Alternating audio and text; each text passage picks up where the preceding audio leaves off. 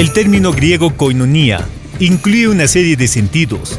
El primero sería el de participación, es decir, tomar parte de algo, tener algo en común o también actuar junto con alguien. Como continuando la tarea de Jesús, pues apareció la nota, la cualidad de la koinonia. Koinonia quiere decir comunidad, comunión, unión en común. Quiere decir que estamos compartiendo todo como Jesús nos enseñó.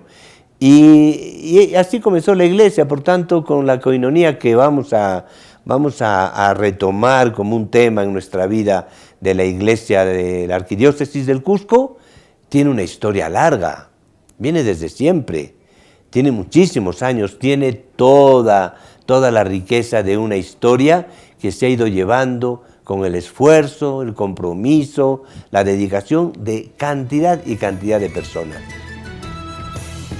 En el Nuevo Testamento, sobre todo en los textos de San Pablo, se añade además un sentido místico, divino, pues nos hace entender que el hombre está llamado a participar de la vida divina, de la gracia de Dios, al tener una comunión con Cristo. En este sentido, entonces, koinonia indica la comunión con Dios y también la comunión entre los cristianos. Esa es la suerte que tenemos de poder nosotros hoy día volver a preguntarnos qué significa ser una iglesia en comunión, qué significa vivir la koinonia en el Cusco, uniéndonos cada vez más, ayudándonos cada vez más, sirviéndonos cada vez más, haciendo este gesto de mostrar a todo el mundo que en el Cusco se vive unido, se vive en koinonia, gracias a Dios, en donde somos una iglesia que nos queremos manifestar como un evangelio, un anuncio del evangelio para todo el mundo. La constitución de la iglesia desde el mismo Dios tiene un sentido de koinonia, de comunión. El misterio de la Santísima Trinidad nos muestra este hecho con toda claridad. Dios, que es uno solo y existe desde siempre, tiene tres personas distintas: el Padre que nos crea, el Hijo que nos libera del pecado y el Espíritu Santo que nos fortalece y vivifica. De esta forma, Dios muestra a la humanidad la importancia de la comunión.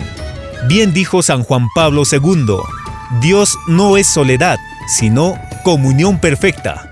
Del Dios comunión surge la vocación de toda la humanidad a formar una sola gran familia, en la que las diferentes razas y culturas se encuentran y se enriquecen recíprocamente. Que en la iglesia lo que anunciamos no son normas, no son costumbres, no son ventajas, lo que anunciamos es el Evangelio de Jesús, y eso es una vida. Entonces, si el Evangelio de Jesús lo hacemos vida, somos un ejemplo, y con nuestro ejemplo podemos lograr que otras personas digan, pues es posible vivir de una manera bonita, de una manera feliz, de una manera alegre y una manera solidaria, que esa es la koinonia, ayudándonos mucho y favoreciéndonos todo lo que podamos. Si Dios es koinonia, es comunión, los cristianos debemos seguir ese ejemplo. Nuestros obispos realizan su labor en total espíritu de comunión. Esta situación se conoce como colegialidad episcopal, es decir, que todos los obispos actúan como un solo cuerpo, aunque su labor pastoral se desarrolla en un territorio concreto. La preocupación del obispo se extiende a toda la iglesia. No se relaciona solo con la porción de la iglesia que se le ha confiado. Se relaciona con la iglesia universal y en comunión plena con el sumo pontífice. Esta colegialidad es una comunión que se inspira en la imagen del cuerpo de Cristo, de la que nos habla San Pablo, cuando se refiere al complemento mutuo que existe entre aquellos que forman parte del cuerpo. Y de la misma forma que Cristo es la cabeza de toda la iglesia, hace falta que en el cuerpo que forman los obispos exista una cabeza que pueda orientar adecuadamente las funciones de las diferentes partes del cuerpo. De esta misma forma, nuestros sacerdotes viven la comunión con nuestro obispo. Luego, estamos los cristianos y cristianas, a quienes por el sacramento del bautismo nos unimos a Dios y a su iglesia, es decir, a nuestros obispos, sacerdotes y a todos nuestros hermanos y hermanas que la conforman. y también para saber cómo acá en el Cusco podemos encontrar los lugares donde vivir la coinonía. Entonces nos tenemos que informar, reflexionar, conversar, dialogar, que no sienta cada uno por su lado, que desde ahora nos preparemos dialogando, poniéndonos en común muchos temas, poniendo en común muchos criterios, para que saquemos adelante un plan pastoral que nos ayude a todos.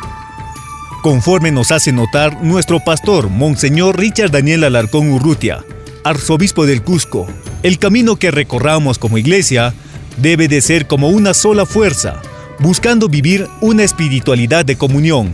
Y es que de la misma forma en la que el apóstol Pablo compara a la iglesia como un templo que se va construyendo con piedras vivas, nuestra querida arquidiócesis es ese templo y todos nosotros somos las piedras vivas. Estamos llamados a edificar piedra tras piedra nuestra propia iglesia.